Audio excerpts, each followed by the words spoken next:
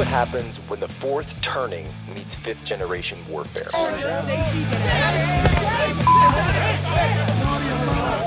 A commentator, international social media sensation, and former Navy intelligence veteran. This is Human Events with your host, Jack Posobiec.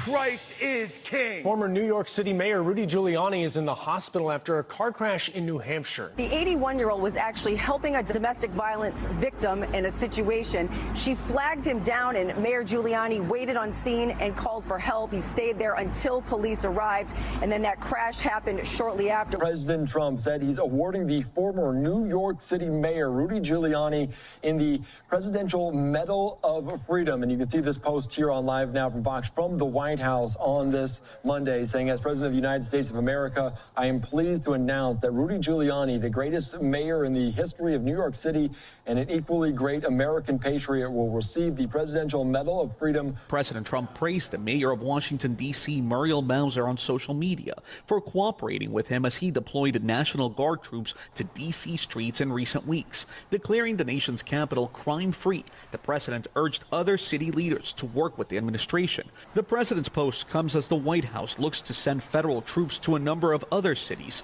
including Chicago. Russia launched 537 drones and decoys and 45 missiles overnight. Ukraine's Air Force says they managed to neutralize most of them. Meanwhile, Ukraine struck back, hitting 2 Russian oil refineries. Zelensky wrote on X, quote, "It is absolutely clear that Moscow used the time meant for preparing a leaders-level meeting to organize new massive attacks." But the Kremlin claims they remain interested in continuing peace talks. And Donald Trump has escalated his criticism of India, calling the bilateral trade relationship a one-sided disaster. He also claimed that India has agreed to offer no tariffs on U.S. goods, but it's too late. United against Trump, leaders from some of the world's largest powers right now joining forces to take on the White House. Russia's Vladimir Putin shaking hands and laughing with Chinese President Xi Jinping and India's Prime Minister Modi, at one point even holding hands with Modi. The show of unity in China clearly designed to send a message to Trump and what she calls his, quote, bullying practices. All right, Jack Posobiec, here we are live, Human Events Daily, Washington, D.C. Today is September the 2nd, 2025, Anno Domini. Well, folks, we're here in Washington, D.C. President Trump has announced, or I should say he is planning to make an announcement, a proclamation from the Oval Office. Here just in a couple of minutes, we're waiting, and Human Events Daily and Real America's Voice, thanks to their great support, will be able to provide that to you the minute that he goes live. We were told 2 p.m., so we are currently in a holding pattern waiting for the president to make that announcement. We've got Brian Glenn on the scene at the White House, so we'll go directly to that announcement. We'll take it live as it happens. We'll bring on Brian for his reaction. We're not sure what the parameters are, the guidelines, whether or not he'll be in the Oval Office or whether the president will be taking questions as he does at times. But of course, as it is with President Trump, expect the unexpected, because you never know exactly which way he's going to go on one of these things. So we will see. From what I've heard going around is that it's expected to be on defense. So it certainly could have to do with this report from John Solomon over at Just the News that the Space Command is going to be moving from Colorado to Alabama, which of course, Huntsville, known as Rocket City, of course, going all the way back to the Halcyon days of Werner von Braun and Redstone Arsenal, Operation Paperclip, and building those rockets that were able to take the Apollo mission all the way to the moon. So we'll see.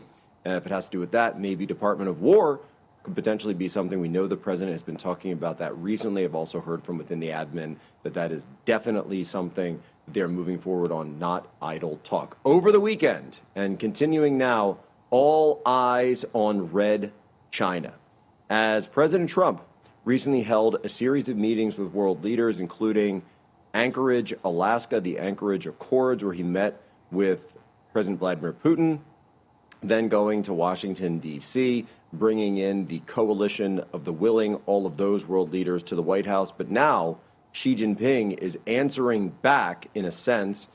Today, the 80th anniversary of the surrender of the Japanese in World War II, China taking a victory lap which is very interesting because, of course, the Chinese Communist Party did not defeat the Japanese in World War II. It was not the communists that beat the Japanese. They didn't even fight the Japanese. It was mainly the nationalists under Chiang Kai-shek. Then Mao came over and took over China. But of course, don't tell that to the CCP. So now you've got Xi Jinping, Modi, the head of India, and Vladimir Putin seeking to put together a super integration of the world island. You're seeing a super integration of the world island. China, India, Russia, some of the world's oldest civilization states are now joining together at the hip. The United States, through policies pursued by past administrations, have pushed all of these together. So now they have a parallel series of institutions from NATO and from the G7. We now have the BRICS and the SCO. And the question, of course, whether or not anyone is going to continue buying Russian oil, well, just go look at that picture right now. Russia just inked a new deal for oil sales to India and is signing, in the process of signing, a $10 billion oil pipeline from Siberia all the way through Mongolia to Beijing. So look at this. Xi Jinping meeting with Modi. He called it, "It is time for the dance of the elephant and the dragon." Well, here at Human Events Daily, we're going to walk you through all the steps of that dance and perhaps, just perhaps, see if there's a way for the United States of America to cut in. Right back here on Real America's Voice.